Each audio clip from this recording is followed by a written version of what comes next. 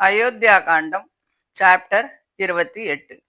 சீதை இப்படி நான் வருவேன் வருவேன்னு பிடிவாதமா சொன்னா கூட தர்மத்திலேயே மனசு உள்ள ராமன் வனத்துல வசிக்கிறதுனால ஏற்படக்கூடிய கஷ்டங்களை எல்லாம் நினைச்சுண்டு அவளை ஆக்ஷன் போறதுக்கு அவர் இஷ்டப்படல. சீதை கண்ணுல இருந்து கண்ணீர் ஜலமா கொட்டுறது. அவளை சமாதானப்படுத்தி காட்டுக்கு வராமல் தடுக்கிறதுக்காக ராமன் பேச ஆரம்பிக்கிறார். சீதே, நீ உயர்ந்த குலத்தில் பிறந்தவள், தர்மத்தை அனுஷ்டிப்பதிலேயே நோக்கமுள்ளவள். இங்கு இருந்து கொண்டே உன்னுடைய குலத்தின் தர்மப்படி நீ நடந்து கொள். உன் மனசு போனபடியெல்லாம் நீ நடக்க நினைக்கிறது கொஞ்சமும் சரியில்லை. நான் சொல்றத செய்யறது உனக்கு நல்லது.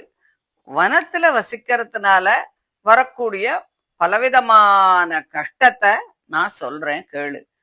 வனம் அப்படின்னா என்னன்னு நோக்கு தெரியுமா? துஷ்ட ஜந்துக்கள், கல்லு முள்ளு எல்லாம் இருக்கும். அடிக்கடி எப்ப பாரு ஏதாவது ஆபத்து வந்துட்டே இருக்கும்.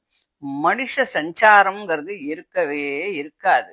அதனால என்னோட வரணும் அப்படிங்கிற அந்த எண்ணத்தை நீ விட்டுடும். உன்னை அழிச்சுண்டு போறதுனால எனக்கு கஷ்டம் உண்டாகுங்கிற காரணத்துக்காக நான் இத சொல்லல. உன்னோட நல்லத்தை நினைச்சுதான் நான் சொல்றேன். வனத்துல எப்போதும் கஷ்டம் தானே தவிர சுகம் அப்படிங்கிறது அங்க கிடைக்கவே கிடைக்காது. மலை குகைகள்ல சிம்மங்களினுடைய கர்ஜனைகள் இருக்கும். மலை அருவிகள் வேகமா விழும்போது கேட்கறதுக்கு சத்தம் பயங்கரமா இருக்கும். சிம்ஹம், புலி முதலிய பெரிய மிருகங்கள் நம்ம போன்ற பிராணியெல்லாம் அது முன்னாடியே பார்த்திருக்காது இல்லையா? ஏன்னா அங்க மனுஷ சஞ்சாரம் இல்லையே. அதனால அது நம்மளை பார்த்த உடனே பாஞ்சு நம்மளை கொல்றதுக்கு தான் பார்க்கும். காட்டாறுகள்ல முதலைகள்லாம் இருக்கும். மதம் பிடிச்ச யானை கூட அந்த காட்டாற்றெல்லாம் தாண்ட முடியாது. காட்டு வழியில நடக்கும் போது கால்ல செடியும் கொடியும் கல்லும் மாட்டின்று நம்ம கீழே தள்ளி விடும்.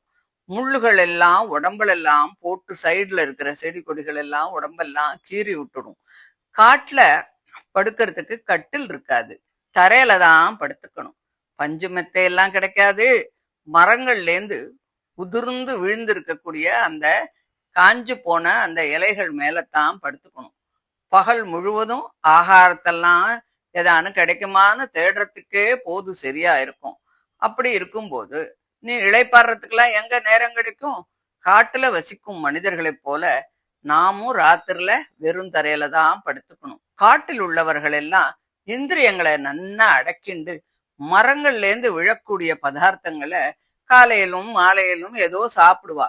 நாமும் அவர்களை போலத்தான் சாப்பிடணும். நம்ம சக்திக்கு தகுந்தபடி அடிக்கடி உபவாசமும் இருக்கணும். ஜட வளர்க்கணும், மர உரைய போட்டுக்கணும். ஒவ்வொரு நாளும் தேவதைகளையும் பித்ருக்களையும் அதிதிகளையும் விதிப்படி பூஜை பண்ணணும். காலையிலும் மத்தியானத்திலும் ஈவினிங்கும் ஒவ்வொரு நாளும் ஸ்நானம் பண்ணணும். அதாவது 3 வேளை ஸ்நானம் பண்ணணுங்கிறார். தபஸ்விகளுக்கு ஏற்பட்ட நியமங்களை எல்லாம் நாம அனுஷ்டிக்கணும். அதனால காட்டுல வசிக்கிறதுங்கிறது அவ்வளவு ஈஸி இல்ல. அதுல எத்தனை கஷ்டம் இருக்குன்னு இப்ப உனக்கு தெரியறதா? தினந்தோறும் நம்ம புஷ்பங்களை பறிச்சுன்னு ரிஷிகள்லாம் ஏற்படுத்தி இருக்கக்கூடிய அந்த அக்னி குண்டத்துல கொண்டு போய் போடணும். சாஸ்திர விதிப்படி ஆகார நியமத்தை எல்லாம் அனுஷ்டிச்சு கிடைச்சத சாப்பிட்டு சந்தோஷமா இருக்கணும். வனத்துல அடிக்கடி வேகமா காத்தடிக்கும். ராத்திரியில ஒரே கும்மிருட்டா இருக்கும். பசியோ தாங்க முடியாம அப்படி பசிக்கும். மலைப்பாம்புகள்லாம் வழியில அப்படியே படுத்துட்டு இருக்கும். அது படுத்துட்டு இருக்கிறது கூட நமக்கு தெரியாமலே போகும்.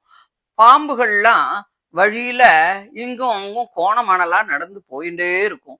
தேளும் பூச்சியும் ஈயும் கொசுவும் இவை எல்லாமும் ராத்திரியும் பகலும் நம்மளை போட்டு கடிச்சு தொல்லை பண்ணிட்டே இருக்கும்.